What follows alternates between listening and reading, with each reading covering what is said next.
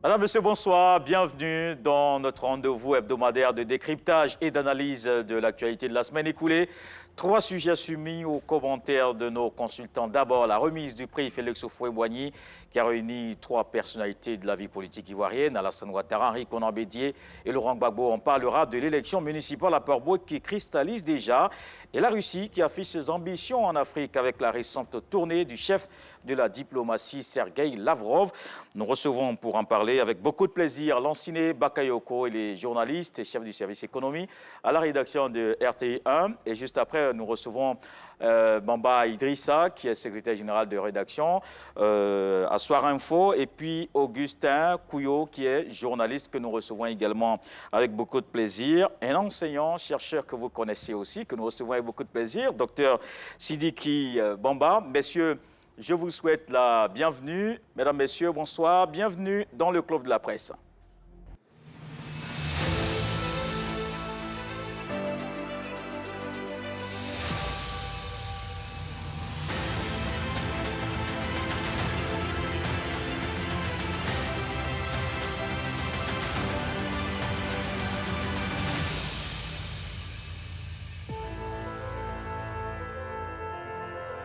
C'est le 8 février dernier que le prix Félix Houphouët-Boigny pour la recherche de la paix a été décerné à l'ex-chancelière allemande Angela Merkel. Une cérémonie tenue pour la deuxième fois en Côte d'Ivoire. Et l'autre image de ce mercredi à Yamoussoukro, c'est la présence des trois grands de la politique ivoirienne. Le regard de David Soyo. Yamoussoukro, capitale politique et administrative de la Côte d'Ivoire, s'est muée en capitale de la paix. Le monde avait les yeux rivés sur le prix Félix Houphouët-Boigny UNESCO pour la recherche de la paix 2022. Prix décerné à Angela Merkel, ancienne chancelière fédérale d'Allemagne, en reconnaissance de ses actions pour l'accueil des réfugiés venus de Syrie, d'Irak, d'Afghanistan et d'Érythrée. À cette édition, plusieurs personnalités du monde, notamment les chefs d'État du Libéria, George Weah, de la Guinée-Bissau, Omarou Sissoko Embalo, du Sénégal, Macky Sall, représentant Abdou Diouf, parrain du prix, et du Ghana, Nana Akufo-Addo, ainsi que des chefs de gouvernement étaient présents à cet événement. Fait marquant, la présence des trois grands du paysage politique ivoirien, les ex-présidents Laurent Gbagbo et Henri Konan Bédié, protecteurs du prix, étaient aux côtés du chef de l'État en exercice, le président Alassane Ouattara. Échanges courtois, sourires, amabilité étaient au rendez-vous. Pour les observateurs, cette rencontre des trois grands va davantage décrisper l'atmosphère politique, surtout à l'aube des élections locales. Certains vont plus loin pour attester que cette seconde rencontre entre les leaders de l'univers politique national est un signal fort pour une réconciliation vraie.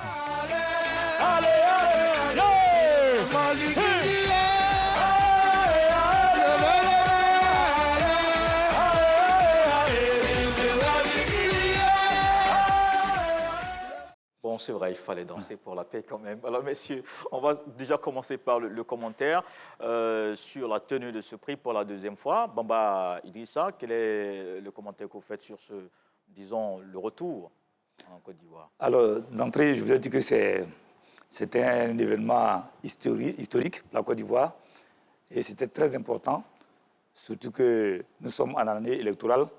Je pense qu'avec cette rencontre, c'est un message fort qui est lancé à la classe politique ivoirienne, à mon sens. La paix, on parle de paix, je pense que cela devrait sonner bien dans les esprits pour que cette année électorale-là se passe dans de bonnes conditions. Donc il faut déjà saluer le président de la République pour avoir tout mis en œuvre pour que cette rencontre se passe à Abidjan. Il faut saluer aussi les deux autres présidents qui ont répondu favorablement. Je parle des anciens présidents, Laurent Gbagbo et Henri Konan Bédié. On en parlera tout à l'heure. Voilà, merci. Lanciné Bakayoko. Oui, le fait que les trois présidents, enfin ceux qui ont exercé la fonction, se soient retrouvés sur le même plateau, c'était déjà une bonne chose.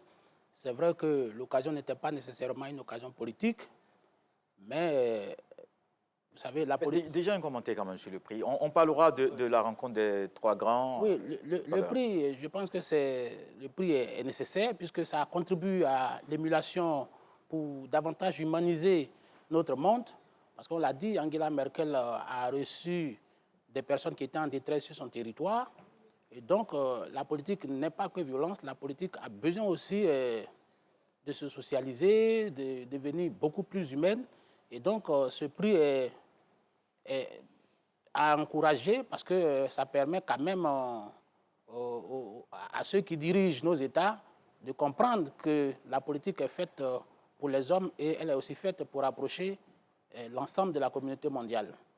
Alors, docteur Sidiki Bamba, j'imagine que pour vous, la paix, c'est essentiel, surtout que vous êtes enseignant, forcément, ce sont des choses sur lesquelles il faudra peut-être mettre l'accent. Oui, évidemment, la paix, elle est importante pour tout le monde. Voilà, il faut la cultiver, en fait. Voilà, je suis enseignant et mon credo est qu'on ne peut pas être pacifique si on n'a pas appris à être pacifique. Voilà, il y a des gens qui sont naturellement violents parce qu'ils ont vécu dans un environnement violent. Et si nous avons l'habitude de pouvoir éduquer les gens à la paix, évidemment, cette paix va arriver. Le premier président de la Côte d'Ivoire s'en est fait son credo. Il a des grandes citations sur la paix. Après, en 1989, un prix lui est dédié. Aujourd'hui, Angela Merkel a le prix. Tout le monde est content. On donne les raisons qui ont permis à Angela Merkel d'avoir ce prix. Mais ce qu'il ne faut pas oublier, c'est que ce n'a pas été facile pour elle dans son pays. Il y a eu une forte opposition au fait qu'elle accueille beaucoup de gens comme ça en Allemagne. Parce que ce qu'il faut savoir, quand on accueille des gens, ça demande beaucoup d'efforts au niveau du budget national, la prise en compte de toutes ces personnes. Et je crois que ça participe aussi à la montée de l'extrême droite en Allemagne. Donc, elle a tenu tête, elle était au pouvoir, elle a pu accueillir ces gens-là, et ce qui lui vaut aujourd'hui ce prix. En tout cas, je crois que c'est mérité. Et quand on prend la lignée de tous ceux qui ont reçu ce prix, on constate quand même qu'il y a du sérieux dans les jurys, dans la détermination que les gens ont à désigner ceux ou celles qui sont appelés à avoir ce prix-là. Donc pour elle, comme je le disais tantôt, c'est véritablement mérité. Augustin Couillot.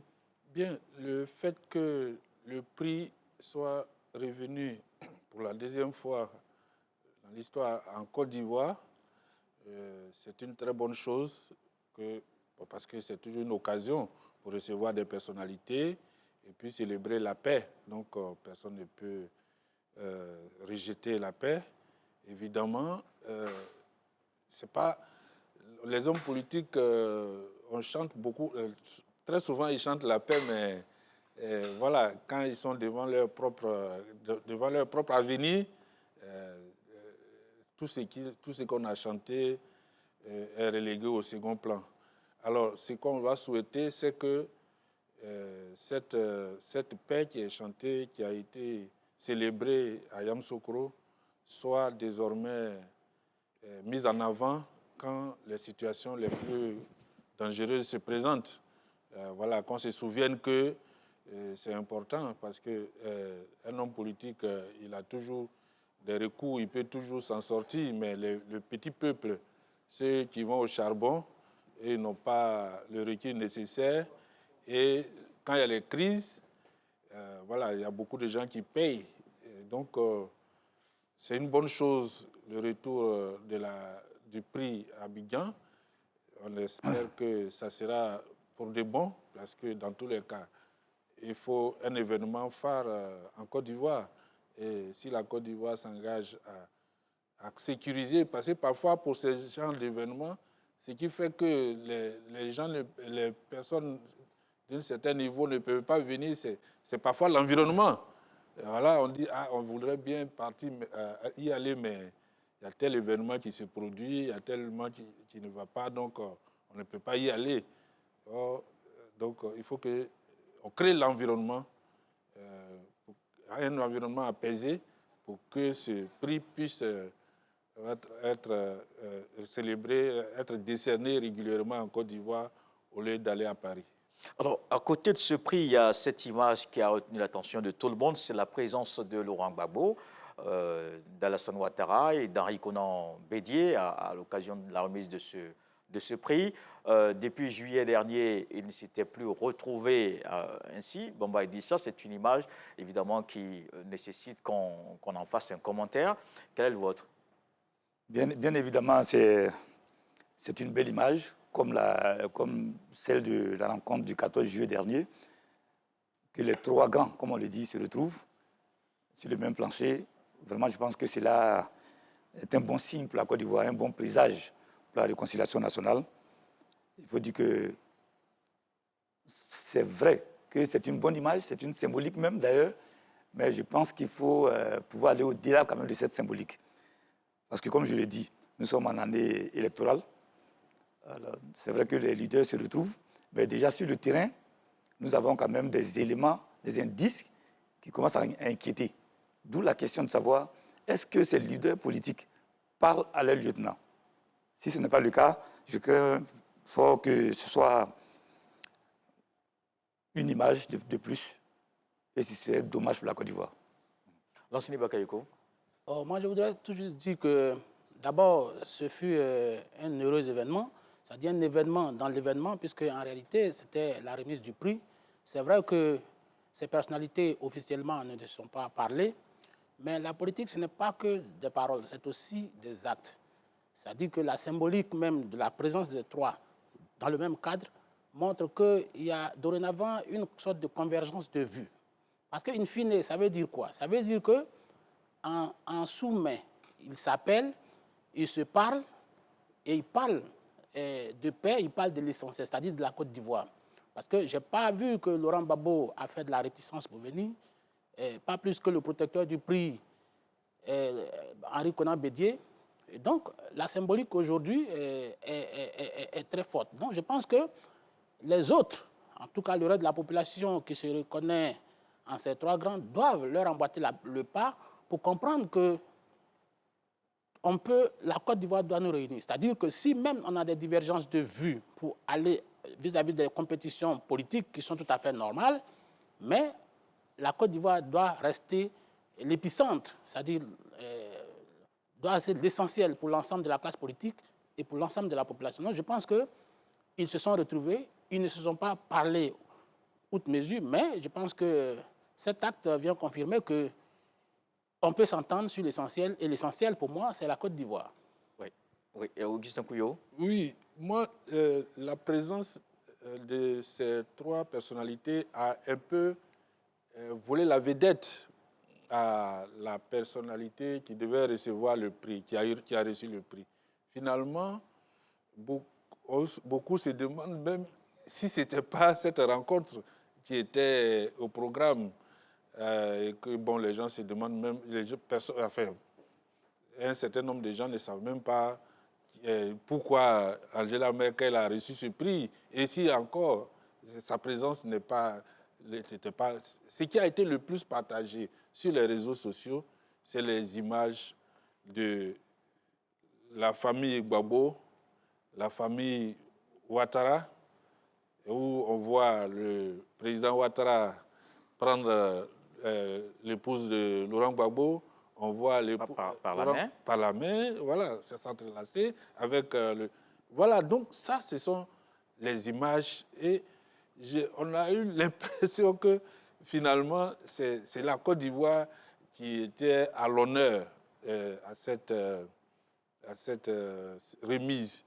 Voilà, évidemment, c'est une bonne chose parce que on n'a pas eu, comme Idrissa le disait, on a la présence d'Henri Konan Bédié relève de l'évidence dans la mesure où il est le protecteur du prix. Mais on aurait pu penser que comme il y a quelques mésententes avec son jeune frère Alassane Ouattara, il aurait décliné l'offre, l'invitation. Idem pour Laurent Gbagbo. Et pour une fois, on n'a pas entendu que Laurent Gbagbo n'y sera pas. Voilà, c'est devenu presque de façon naturelle.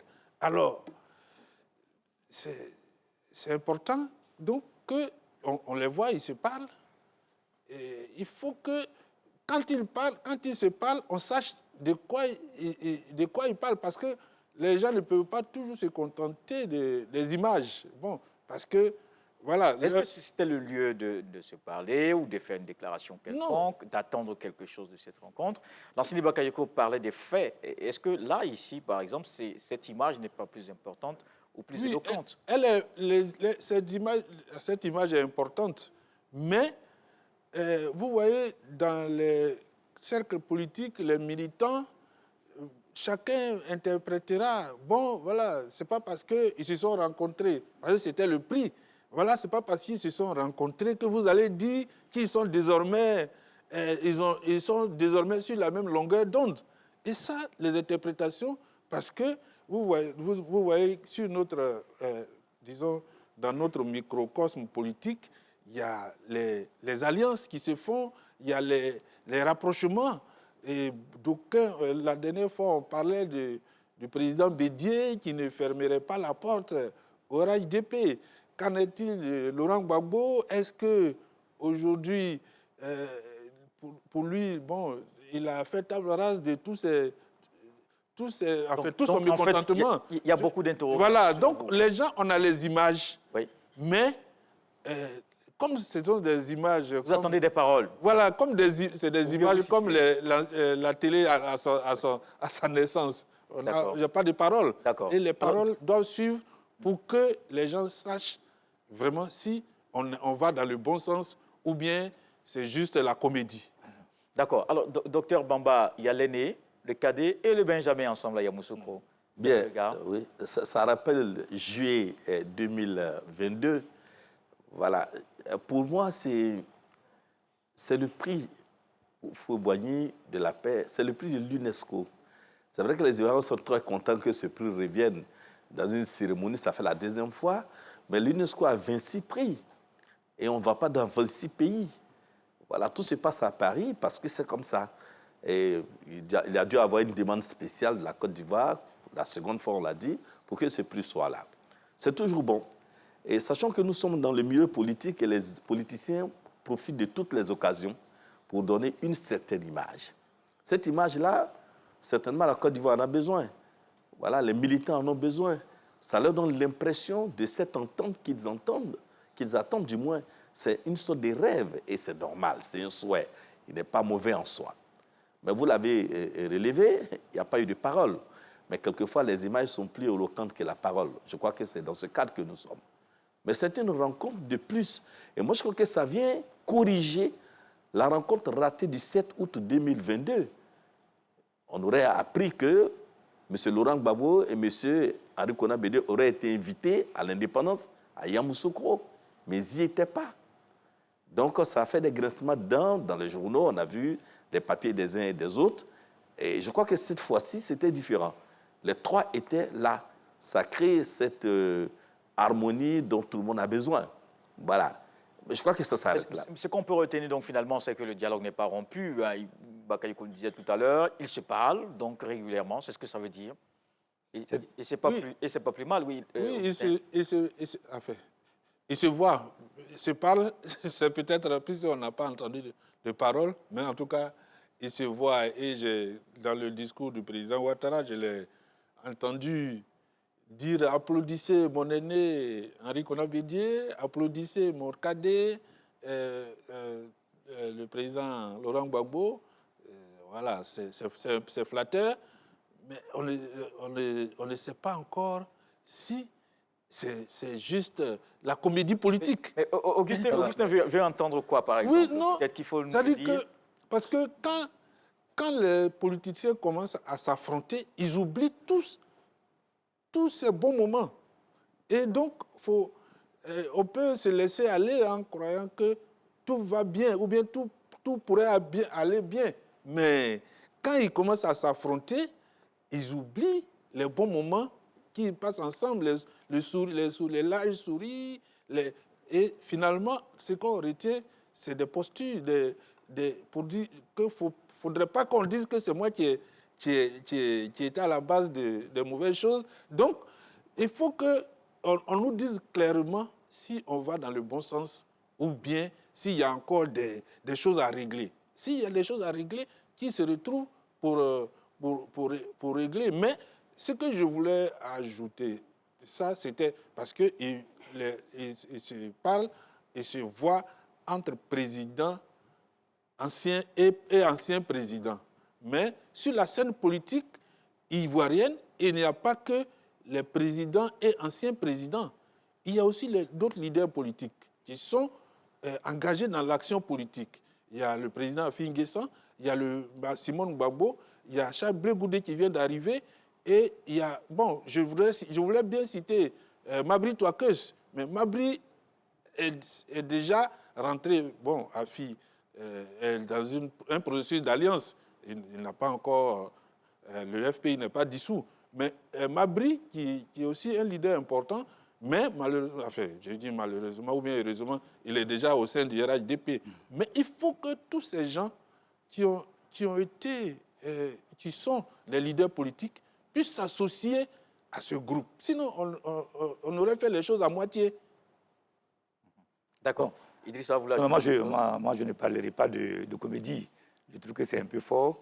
Ce sont des personnalités de haut rang, quand même, qui se rencontrent, qui ont eu à un moment des bisbilles, des mésententes, mais aujourd'hui, qui mettent en avant l'intérêt de la Côte d'Ivoire. Donc c'est un élément très important. Mais je reviens pour dire qu'il faut aller au-delà quand même de ce genre de rencontres et puis aller dans les actes. Je pense que le chef de l'État en a fait beaucoup déjà. Les arrivées de Laurent Gbagbo, de Blé Goudé, la rente viagère qui est reversée, ce sont des pas. C'est un cheminement. La réconciliation, ce n'est pas du tout fait. Je pense que les gens sont en train d'aller doucement vers cette réconciliation-là. Donc, il faut saluer quand même l'acte. Ça, c'est important pour moi. Peut-être l'enseigner, Bakayoko? Oui, moi, je pense qu'on est rentré dans une vie politique normale. Peut-être ceux qui pensent qu'il s'agit de comédie sont peut-être nostalgiques des temps anciens où on était dans le parti unique. Parce que le parti unique, c'est, vous voulez, le conformisme, c'est l'uniformisme. Et donc, il faut savoir que nous sommes maintenant dans la libéralisation de la vie politique. Ça veut dire que des gens sont en compétition, des leaders sont en compétition, ils veulent tous la même chose. Cela implique qu'il y ait de la concurrence. Donc, aujourd'hui, moi, je pense que le fait qu'ils se rencontrent, on ne va pas leur demander de venir s'embrasser, puisqu'ils veulent tous être au pouvoir. Ça veut dire qu'ils sont dans la compétition. Et ça, c'est la vie politique normale. Donc, moi, je pense qu'il n'y a pas à désespérer. Et il ne faut pas s'attendre à ce que chaque matin, ils s'appellent parce que, in fine, chacun veut quoi. Donc, il ne faut pas croire que la réconciliation, c'est un package qui sera distribué à chacun. La réconciliation, et moi, si vous voulez mon avis, je pense que la réconciliation, elle est déjà évidente. Et la cohésion, elle a besoin d'être affinée, mais la vie politique, elle est dans sa normalité. Parce que je vois beaucoup qui pensent que, bon, il faut peut-être aller se coucher dans la même chambre, dans le même lit, pour qu'on dise qu'il y a la réconciliation. Je dis non, nous sommes dans une compétition politique, ce sont des hommes politiques, chacun a créé son parti pour prendre le pouvoir, et donc acceptons qu'il y ait la concurrence, et que la concurrence est, si vous voulez, c'est ça qui nourrit la vie politique. Donc je pense qu'ils se sont rencontrés, c'est vrai, il y a le symbole, mais on peut se contenter du symbole et puis continuer la vie politique. D'accord. Comme ça se fait partout. Augustin, oui, je voulais parler. Docteur Bamba, qu'on n'a pas encore entendu, ou bien vous allez rapidement. Voilà, je voulais dire que moi, je ne parle pas de réconciliation. Je ne parle pas de réconciliation parce que de toute façon, chacun a ses ambitions. Donc, je ne parle pas de réconciliation. Je parle de est-ce qu'ils vont dans le bon sens actuellement? Est-ce que ce qu'on affiche ne cache pas des couteaux dans le dos? Parce que c'est ça le vrai problème. Est-ce que demain, si les enjeux deviennent importants, des enjeux de survie de leurs appareils politiques et autres, est-ce qu'ils se souviendront qu'ils ont intérêt à mettre bas la terre? D'accord. Voilà, c'est ce que je veux dire. D'accord. Docteur Bamba? Oui, je comprends les inquiétudes des uns et des autres. Nous avons une histoire. Et la photographie de cette histoire nous montre que de tout temps, il y a eu des conflits entre ces différents leaders. Et ce qui est bien dans notre histoire, c'est que chacun a été à la présidence de la République. Lorsque M. Henri Konan Bédié y était, ses adversaires s'appelaient Alassane Ouattara et Laurent Gbagbo. Quand M. Laurent Gbagbo y était, ses adversaires s'appelaient Alassane Ouattara et Henri Konan Bédié. Aujourd'hui, M. Ouattara est au pouvoir, ses adversaires s'appellent Laurent Gbagbo et Henri Konan Bédié. Il y a comme une sorte de répétition. Je crois que c'est ça qui inquiète les gens. Vu que sur la scène politique, les trois sont toujours là. À mon avis, il y aura une véritable décrispation lorsque ces trois ne seront pas candidats. Parce que tout le monde, les militants, ne jurent que par eux. La première des descriptions, en tout cas, c'est ma conviction forte. Si les 3 ne sont pas candidats, vous allez peut-être, on va se retrouver ici, ça va peut-être nous faire rire, pour voir que tous ceux qui avaient bandé les muscles se seraient calmés. Parce que dans l'esprit des gens, des militants, il y a une forme de vengeance qu'ils veulent nourrir en faisant revenir les leaders au pouvoir ou en les maintenant. Ça dépend vraiment du lieu où on se trouve. C'est comme ça que j'ai dit la scène politique. Sinon, ce genre de rencontre-là, d'ailleurs même cette rencontre est internationale, ce qui me fait rire, c'est que ça pouvait avoir lieu à Paris. Et les 3 pouvaient se retrouver à Paris. Est-ce à dire que parce qu'ils se sont retrouvés à Paris, dès lors il y a réconciliation? Non, la réconciliation c'est autre chose. Comme l'a dit Lanciné, ce n'est pas un package qu'on va distribuer, ce sont les actes qui vont être posés au fur et à mesure. C'est vrai qu'Augustin craint le couteau dans le dos. Mais oui, il aura toujours des couteaux dans le dos parce que nous sommes en compétition électorale. Et ça va exister. Seulement, gageons que les hommes politiques seront suffisamment consciencieux pour ne pas nous amener à ce à quoi nous ne pensons pas. D'accord. Alors, on va continuer de parler de politique. Je pense que la leçon est passée.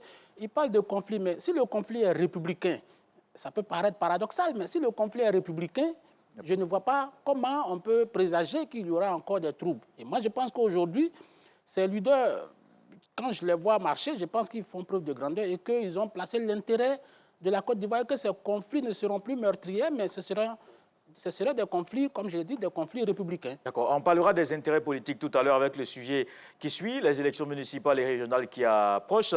Des communes cristallisent déjà les attentions. Port-Bouët est convoité par tous. Le PPACI a déjà donné le ton.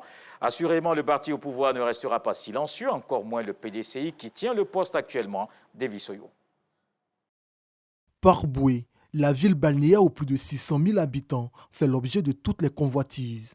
Les différents partis politiques affûtent leurs armes pour séduire le maximum d'électeurs. Après le bras de fer entre le PDCI-RDA et le RHDP en 2018, lors des dernières élections municipales, cette fois, le chantier s'annonce plus rude. Selon certaines indiscrétions, le PDCI-RDA compte maintenir l'actuel locataire de la mairie de Port-Bouët, Dr Eumou Akar-Georges Sylvestre, comme candidat. Le RHDP est encore au laboratoire pour désigner son candidat dans cette commune longtemps convoitée par le parti au pouvoir.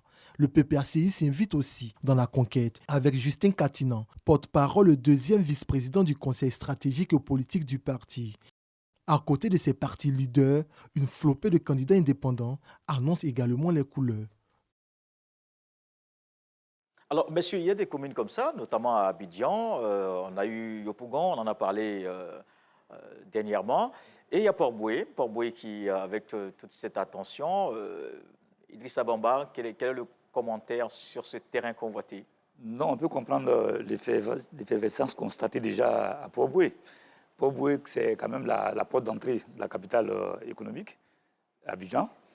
Et Port-Bouët, c'est une grande zone où on a non seulement l'aéroport, on a une grande partie du port d'Abidjan. Et il y a beaucoup d'infrastructures à Port-Bouët. Le budget de Port-Bouët, pour ce que je sais, en 2021, avoisinait pratiquement les 15 milliards de francs CFA. Donc, c'est une commune importante.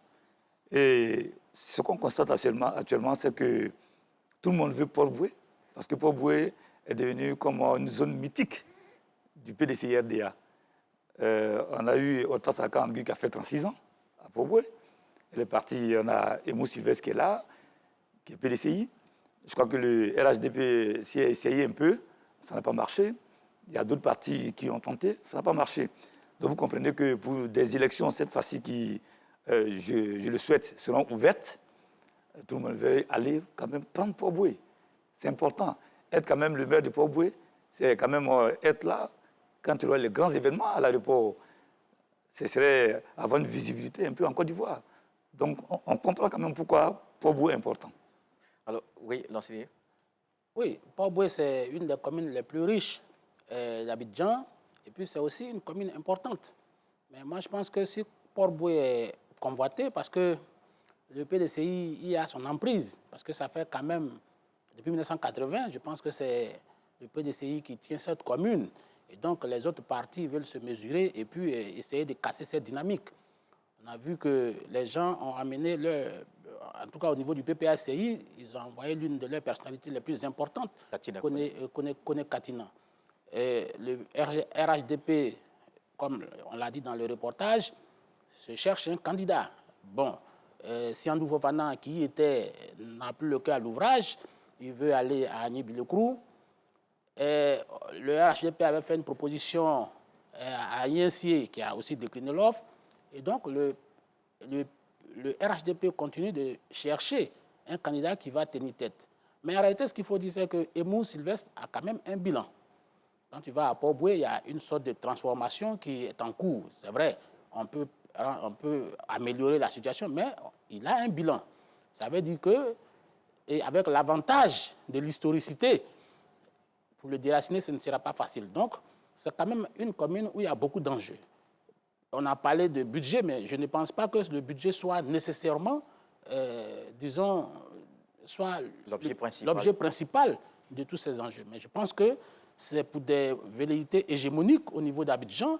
Si le RHDP a pu prendre Port-Boué, ça va lui donner une certaine stature au niveau de la politique. Parce qu'aujourd'hui, beaucoup de personnes pensent que c'est quand Abidjan touche que la Côte d'Ivoire est enrhumée. Ça veut dire que le parti politique qui aura le plus grand nombre de communes va se donner cette légitimité. Parce que demain, s'il y a des manifestations populaires, ce sont ces quartiers-là qui vont se mobiliser pour faire chorus avec le leader qui a lancé le mot d'ordre. Ça peut être pour le parti au pouvoir comme pour l'opposition. Donc, chacun veut quand même contrôler l'ensemble de ces communes parce que, in fine, ce sont ces maires qui vont donner les autorisations pour manifester, pour organiser telle ou telle manifestation.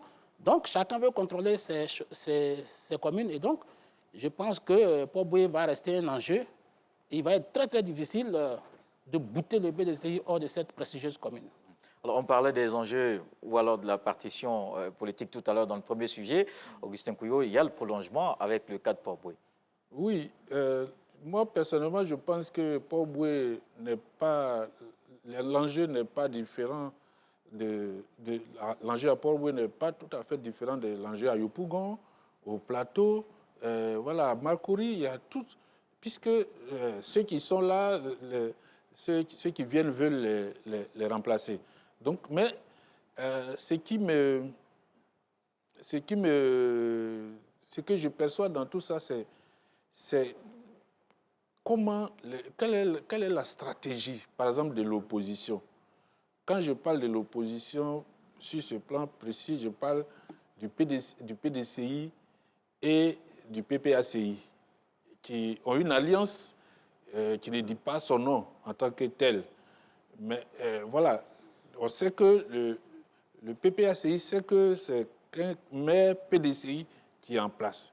On sait comment il s'est... C'est vrai que à la dernière élection, la candidature de Katina avait été rejetée, voilà, parce que pour des raisons d'inscription sur la liste électorale et autres. Aujourd'hui, il semble revenir en force, alors qu'il sait qu'il y a un maire PDCI qui est censé être un allié. Donc moi, je m'interroge toujours sur cette alliance. Qu'est-ce que les gens se disent? Est-ce que le PDCI et le PPACI se donnent les moyens de construire une alliance forte, ou bien, voilà, il y a déjà un maire en place, on essaie de le bousculer, ou bien, voilà, quelle est la stratégie qu'ils vont mettre en place à Port-Boué? Mais pas que Port-Boué, il y a Yopougon, où il y a des velléités, enfin, là, où étant même dans l'opposition à Yopougon, où ils ont différents candidats, j'ai le sentiment qu'ils prennent leur temps pour désigner leurs candidats ou bien pour faire les arbitrages. Mais ils prennent leur temps alors que les autres, notamment le parti au pouvoir, a déjà placé ses pions. Et pendant qu'ils prennent leur temps pour désigner leurs candidats ou bien pour affiner leur stratégie d'alliance, les autres mettent déjà des points sur le terrain.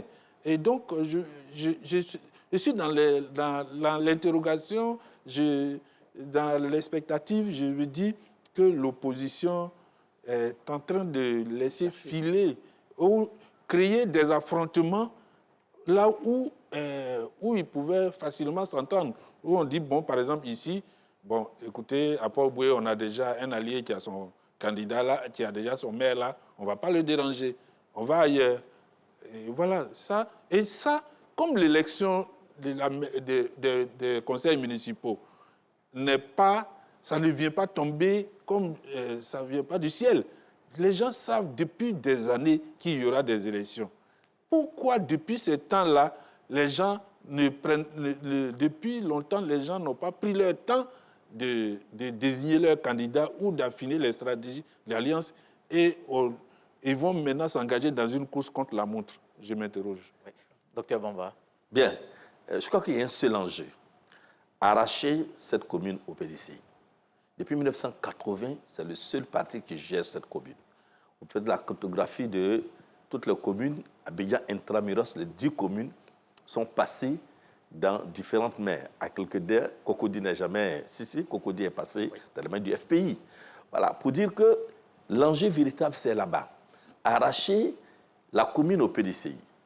Maintenant, ça enraille, ça engrange un second enjeu. Et ce second enjeu, c'est le rôle de Katina, qui va aller à Port-Boué pour se faire élire. Alors que ce Katina est le porte-parole du PPACI. Sa défaite sera retentissante. Et c'est comme ça, on est dans le jeu politique. On s'attend comme ça à certaines défaites. Comme sa victoire aussi. Oui, comme sa victoire. Les deux vont ensemble tout le temps. Mais là, il y a le problème d'alliance que Augustin Kyo a soulevé. Est-ce que le PPACI, qui veut revenir sur la scène politique, parce qu'en réalité, on attend le PPACI.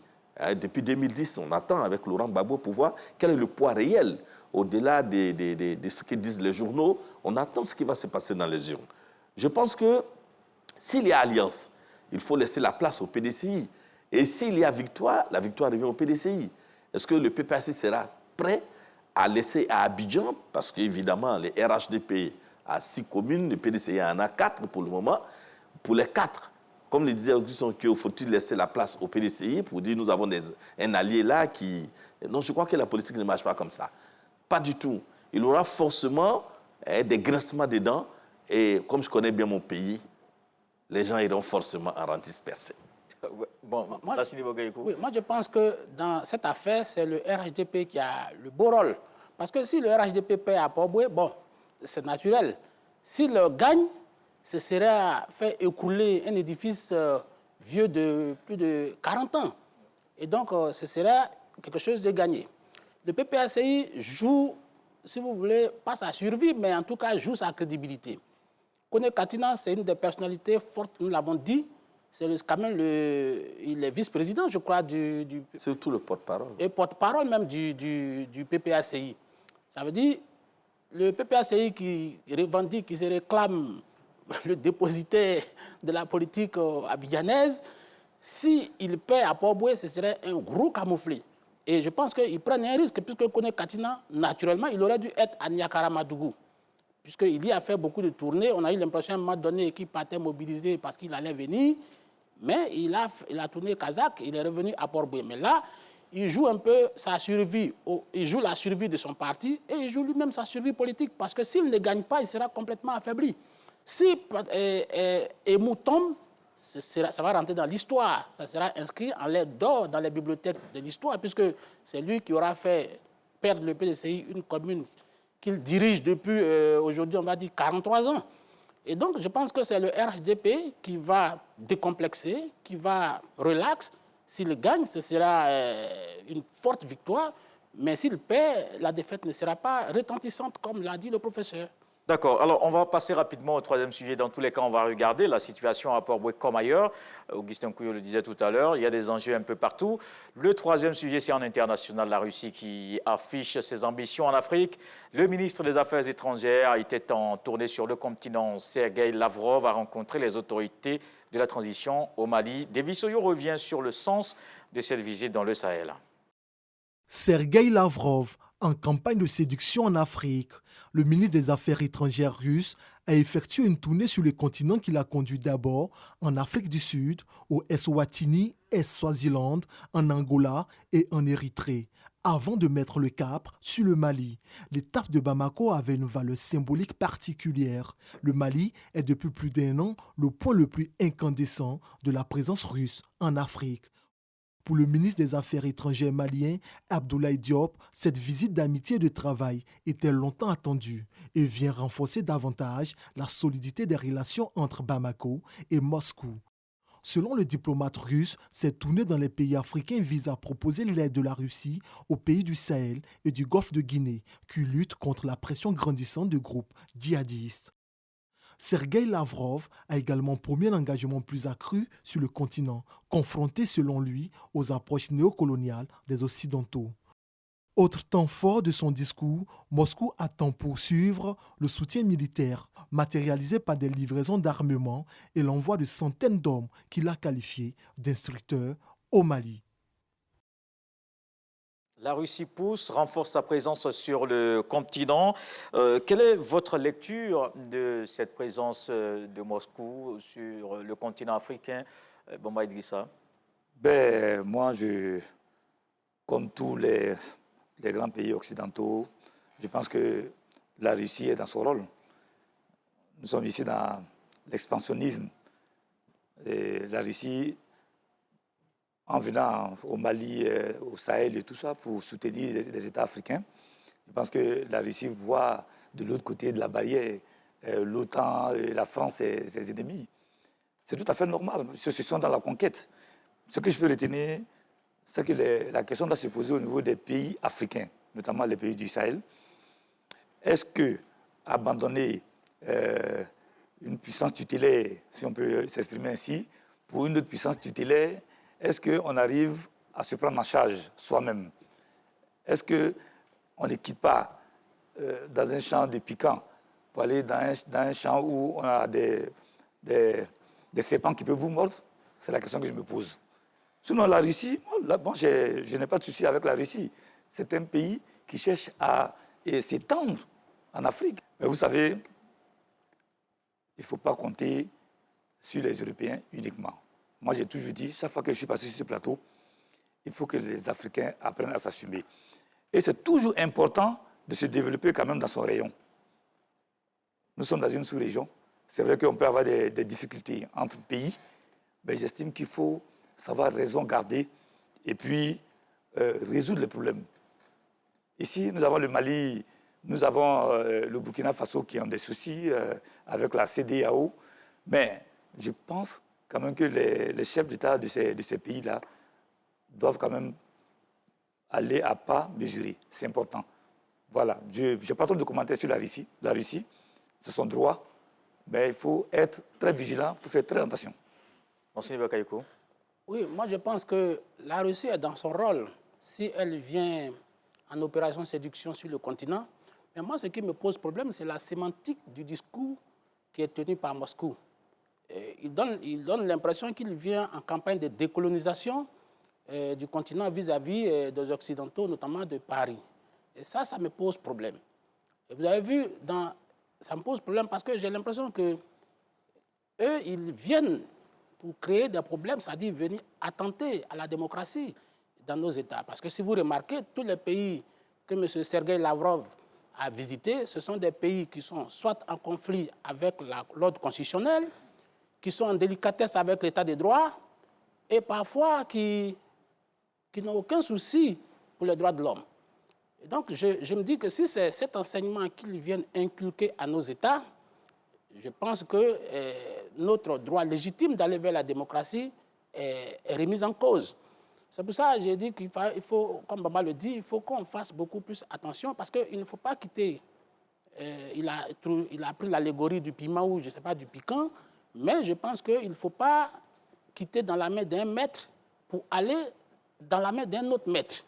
Il faut que l'autodétermination soit quelque chose de plus prononcé, notamment au niveau de l'intégration ouest-africaine, parce qu'aujourd'hui, le problème que pose la visite de Sergueï, ça crée un schisme au niveau des États africains.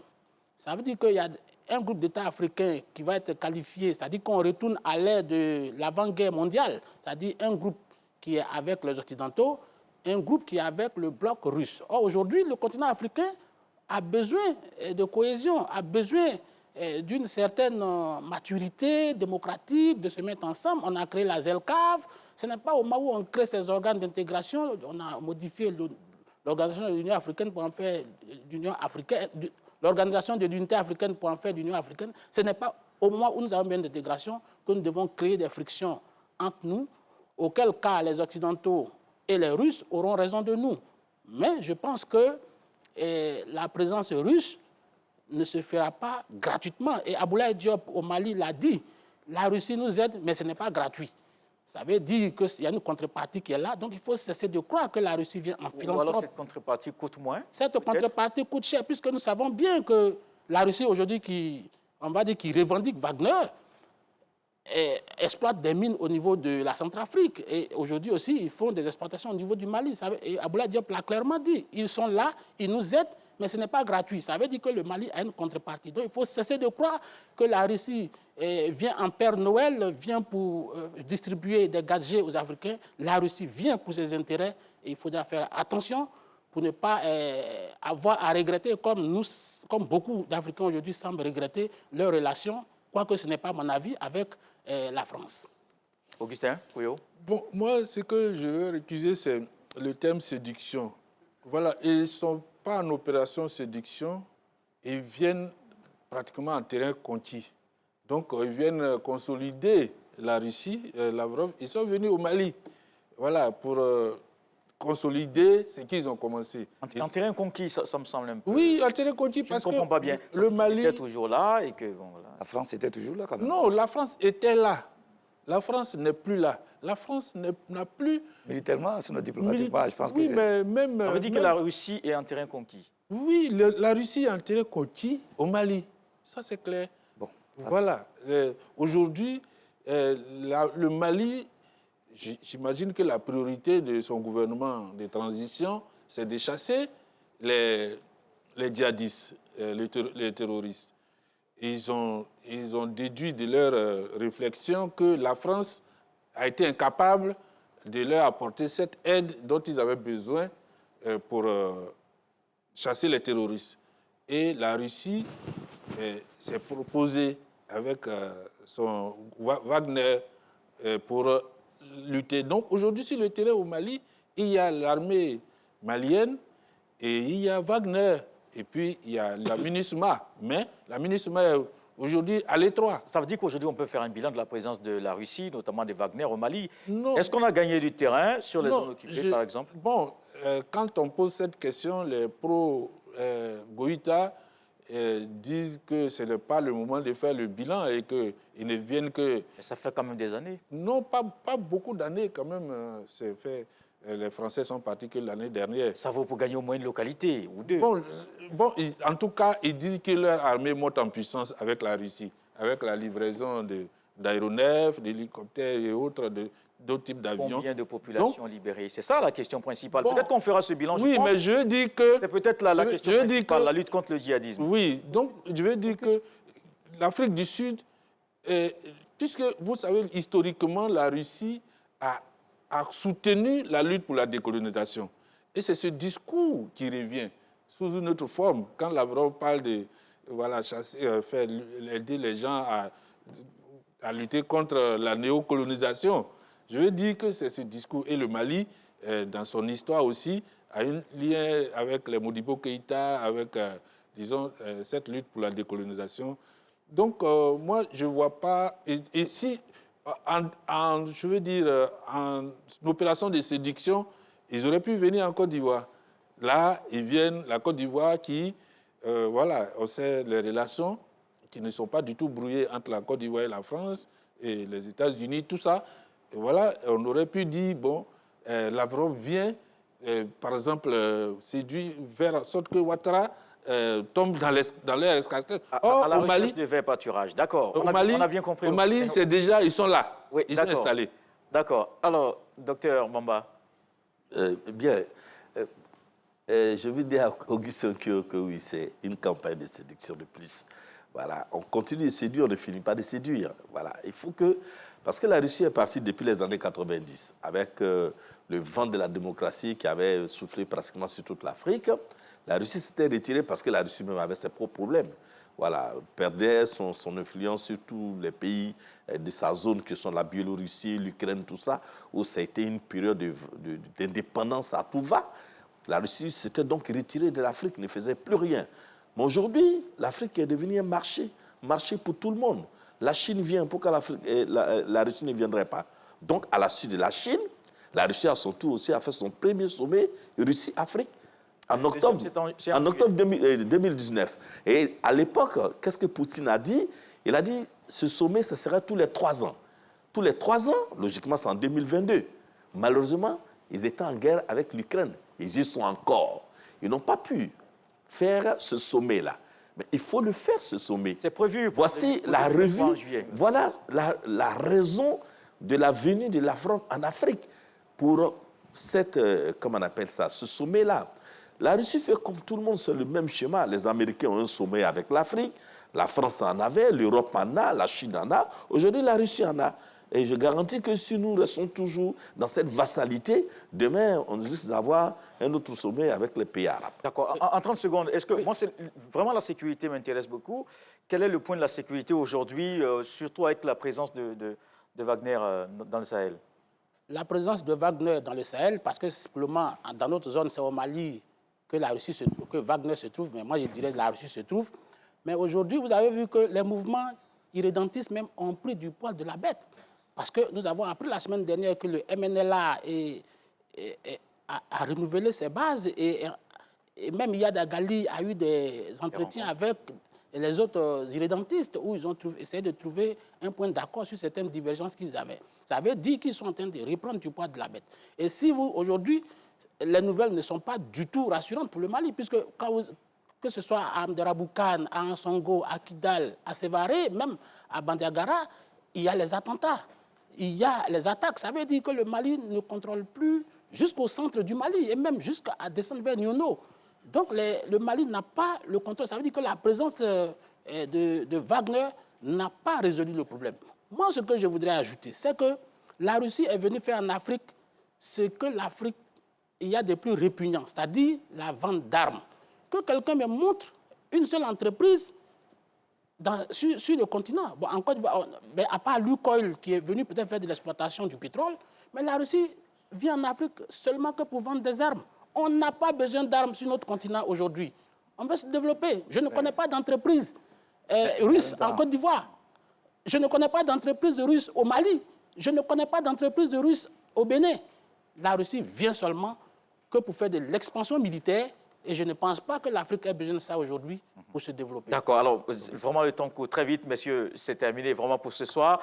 Merci à l'enseignant Bakayoko, Idrissa Bamba, Augustin Kouyo, Dr Sidiki Bamba. Merci. Cette émission est réalisée par Fofana Mamadou. Merci à toutes les équipes techniques autour. À dimanche pour un autre numéro du Club de la Presse.